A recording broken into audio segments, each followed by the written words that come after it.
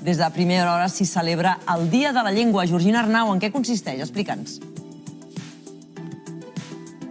Bon dia, sí, la veritat és que el català no viu el seu millor moment i per això des del Pla Estratègic de la Corporació Catalana de Mitjans Audiovisuals estan impulsant un nou pla per fer més divulgació d'aquesta llengua i que al darrere d'aquest Dia de la Llengua a Catalunya Ràdio és el David Guzmán, director i presentador de Ciutat Maragda. Com neix tot això i per què avui? Bon dia, doncs mireu, neix a partir d'una inspiració d'una jornada que fan a Itàlia, que es diu jornada programàtica, i la idea és exacta, com tu has dit, efectivament la salut del català és la que és, la sabem tot, és una mica precària, però també la idea era recordar que més enllà de la gramàtica o la normativa, la llengua serveix per jugar, per comunicar-nos, per explicar el món. I a la ràdio expliquem el món amb la paraula, de la mateixa manera que el fotògraf l'explica amb la càmera o el pintor amb el pinzell, no? I per tant era un dia, una jornada per fer conscient el llenguatge constantment, no? I per jugar-hi i per recordar que ens expliquem així.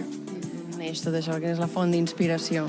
És una iniciativa de la Rai 3, que és la institució pública italiana. A partir d'aquí, que ells ho fan de manera molt acadèmica, la meva idea era fer-ho explícitament, però més enllà jugant, i una mica amb el Departament d'Assessorament Lingüístic, que són una peça clau, no?, perquè el català flueixi millor, i també amb aquesta idea de, no sé, si tu vas conduint i un dia et diuen que t'has de fixar en com mous els peus i els pedals, doncs és una mica el que fem amb la llengua. Cada dia expliquem el món amb el llenguatge, però és l'eina que avui és protagonista tota la graella, és el matí de Catalunya Ràdio fins a la nit dels ignorants. De fet, precisament ara, a Catalunya Ràdio està passant en directe l'última hora de Catalunya Ràdio i aquí ens hem trobat amb el company, el Xavier Pérez Izquierdo. Clar, que està passant una cosa una mica estranya, no? Sí, estem sortint a Catalunya Ràdio i a TV3. I el tot es mou. Visca la corporació.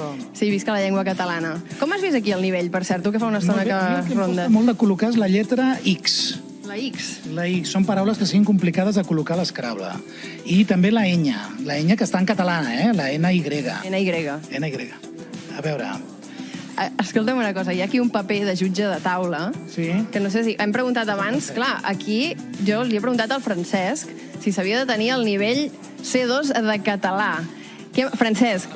Hola, què tal? En principi el que hem de tenir és molta experiència jugant, però això s'agafa jugant i practicant. La llengua catalana l'hem de practicar, no hem de deixar de practicar-la mai. Tu te les inventes, però mira, per exemple, nosaltres ja tenim algunes coses preparades. Per exemple, amb la X, que és tan difícil de posar. Només hi ha 5 lletres en X en tots els diccionaris.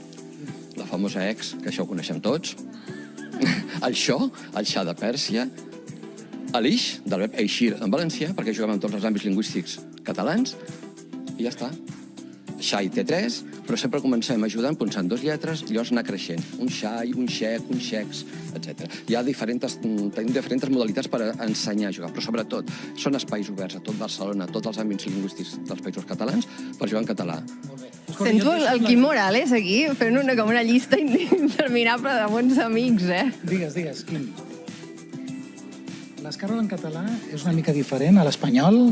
Sí, aviam, és diferent, sobretot amb la composició de les lletres més característiques nostres. El dígraf en Y, que també et costa de posar, però no és n'hi ha 2, català de 2 lletres, any, i el famós animal africà.